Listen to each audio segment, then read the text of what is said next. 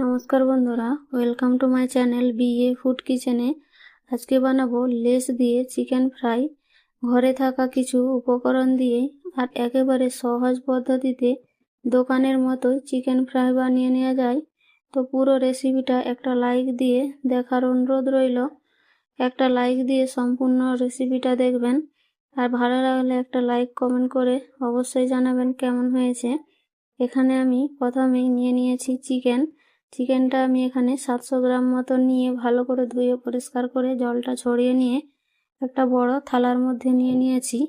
এবারে দিয়ে দিচ্ছি এর মধ্যে স্বাদ মতো লবণ, আর দিয়েছি এখানে সামান্য পরিমাণে হলুদের গুঁড়োটা আপনারা নাও দিতে পারেন। এবারে দিয়ে দিচ্ছি এখানে কালো জিরের গুঁড়ো হাফ চামচ, দিয়ে দিচ্ছি এখানে ঝাল লঙ্কার গুঁড়ো হাফ চামচ। আপনারা চাইলে এখানে কাশ্মীরি লঙ্কার গুঁড়ো ব্যবহার করতে পারেন। এবারে দিয়ে দিচ্ছি এখানে হাফ চামচ ধনের গুঁড়ো, আর দিয়েছি এখানে গরম মশলা গুঁড়ো হাফ চামচ। দিয়ে দিচ্ছি এখানে ভিনিগার 1 চামচ। আপনারা চাইলে এখানে ভিনিগারের বদলে লেবুর রসও হাফ চামচ দিয়ে দিতে পারেন। এবারে দিয়ে দিচ্ছি এখানে আদা রসুন বাটা। আমি এখানে আদা রসুন কাঁচা লঙ্কা আর ধনে পাতা একসাথে আমি সব কিছু ভালো করে বেটে নিয়েছিলাম। এখানে আমি 3 চামচ মতো ব্যবহার করেছি। এবারে দিয়ে দিচ্ছি এখানে 1 চামচ মতো কসুরি মেথি হাতে গুঁড়িয়ে দিয়ে দিলাম। এবারে দিয়ে দিচ্ছি এর মধ্যে একটা ডিম। এখানে চিকেনের পরিমাণ যদি বেশি হয় তাহলে এখানে 2টো ডিম ব্যবহার করবেন, আর এখানে আমি 750 গ্রাম চিকেন নিয়েছি, তো তার জন্য আমি একটা ডিম দিয়েছি। এবারে সব কিছুকে ভালো করে মেখে নিয়ে আমি 3 ঘন্টার জন্য এটাকে রেস্টে রেখে দেবো। আপনারা চাইলে এখানে ফ্রিজেও 1 ঘন্টা রেখে দিতে পারেন। এমনি আমি রেখে দিয়েছিলাম 3 ঘন্টার জন্য মেখে। 3 ঘন্টা পর এবারে ফিরে এসেছি। এবারে দিয়ে দিচ্ছি আমি এর মধ্যে কর্নফ্লাওয়ার 2 চামচ। আমি কর্নফ্লাওয়ার দিয়ে সব কিছুকে ভালো করে আবারও মেখে নেব।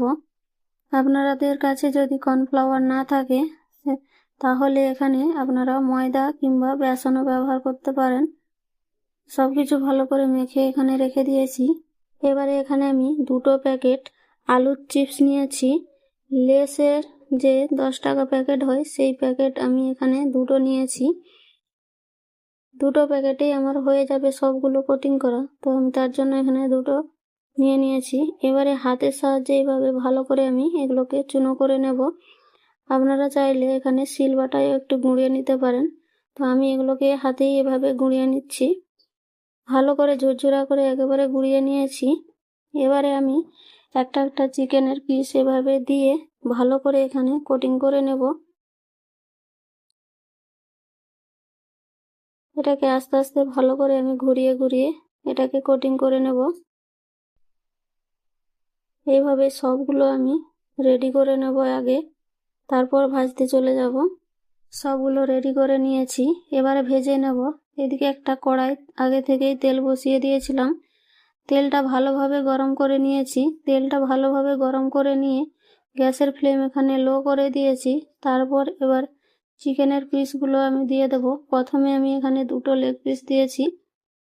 এগুলোকে আস্তে আস্তে হতে দিতে হবে, যেহেতু এগুলো অনেক বড় পিস। তো আমি একেবারে গ্যাসের ফ্লেমটা লো করে এভাবে আমি রেখে দেব কিছুক্ষণের জন্য, কারণ যাতে ভিতর পর্যন্ত ভালোভাবে সিদ্ধ হয়ে যায় চিকেনটা। এভাবে আমি 5 মিনিট মতো রেখে দেব। তো 5 থেকে 6 মিনিট পর আমি এগুলোকে উল্টে দিচ্ছি। এক সাইডটা হয়ে গেলে আবারও আমি আরও এক সাইড উল্টে দেব। এভাবে উল্টে পাল্টে ভালো করে এগুলোকে ভেজে নিতে হবে। যেহেতু আমি এগুলো বড় বড় পিস নিয়েছি, তো গ্যাসের ফ্লেমটা লো রেখে ভালো করে ভেজে নিতে হবে যাতে ভিতর পর্যন্ত সিদ্ধ হয়ে যায়। তো আমি এখানে প্রায় 15 থেকে 20 মিনিট মতো চিকেনগুলো ফ্রাই করেছি গ্যাসের ফ্লেম লো রেখে। তো চিকেনটা আমার প্রায় ভাজা হয়ে গেছে। এবারে আমি এগুলোকে উঠিয়ে নিচ্ছি। দেখতেই পাচ্ছেন একেবারে লাল লাল করে আমি ঘুরিয়ে ফিরিয়ে ভালো করে ভেজে নিয়েছি। সবগুলো আমার ভাজা হয়ে রেডি হয়ে গেছে। দেখতেই পাচ্ছেন কতটা সুন্দর হয়েছে, একেবারে দোকানের মতোই। কেউ বলতেই পারবে না যে এগুলো ঘরে বানানো। আপনারাও চাইলে এইভাবে ঝটপট ঘরের মধ্যেই বানিয়ে নিতে পারেন। তো আজকের চিকেনের রেসিপি যদি ভালো লাগে তো একটা লাইক কমেন্ট করে দেবেন। নতুন বন্ধু হয়ে থাকলে চ্যানেলটাকে সাবস্ক্রাইব করে আমার পাশে থাকবেন। ভালো লাগলে একটা শেয়ার দিয়ে অন্যকে দেখার সুযোগ করে দেবেন। দেখতেই পাচ্ছেন চিকেনটা কত সুন্দর ভালোভাবে সিদ্ধ হয়েছে। উপরটা একেবারে ক্রিস্পি আর ভিতর পর্যন্ত একেবারে সিদ্ধ হয়ে গেছে।